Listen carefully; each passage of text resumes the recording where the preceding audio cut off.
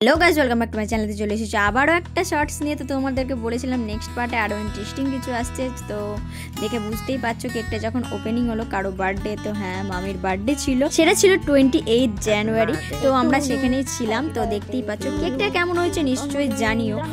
তো দেখতেই পাচ্ছ যে মামি বা কেক কাটছে, আর আমাদের কথাগুলো একটু তোমরা শুনে নাও। সেলিব্রেশনের সময় একটাই শুধু মিস্টেক ছিল যে আমরা মোমবাতি কিনতে ভুলে গেছিলাম। তাই একটা বড় দেখে মানে মোমবাতি কিনেছিলাম, তো সেটা বসছিল না, তাই হাতে করে মামি ফু দিয়েছে। তার জন্য মানে মামির কাছে অনেক সরি চেয়ে নিচ্ছি।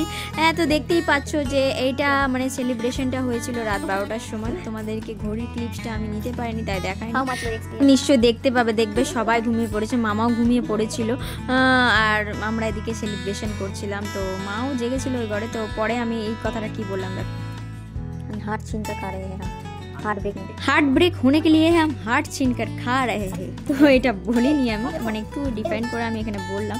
দুপুরে খাওয়া দাওয়া হয়েছিল, কিন্তু সন্ধ্যেবেলায় আবার গিয়েছিলাম একটু শপিং করতে, মানে দিদা মা সবাইকে নিয়ে, আর মামিও ছিল সঙ্গে। আর দেখতেই পেলে অরুণ আইসক্রিম আমরা খেয়েছিলাম, এই ফার্স্ট টাইম আমি খেলাম। খুবই সুন্দর খেতে, মানে দামের তুলনায় খুব সুন্দর খেতে। আর এদিকে শিউরি আসবার মিষ্টি নেবো না, এটা কি হতে পারে? এখানকার মিষ্টি আমাকে অসাধারণ লাগে।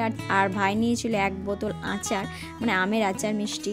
তো এইখানকার মিষ্টি আমি খেতেই হবে। তারপরে একটু শপিং মলে শপিংয়ের জন্য গিয়েছিলাম, কিন্তু ওই যে পকেট ফাঁকা, তাই জন্য আমি কিছুই কিনিনি, জাস্ট একটু গিয়েছিলাম। বাড়ি ফিরে হঠাৎ দিদাকে একটা প্র্যাঙ্ক করেছিলাম, চলো দেখে নাও।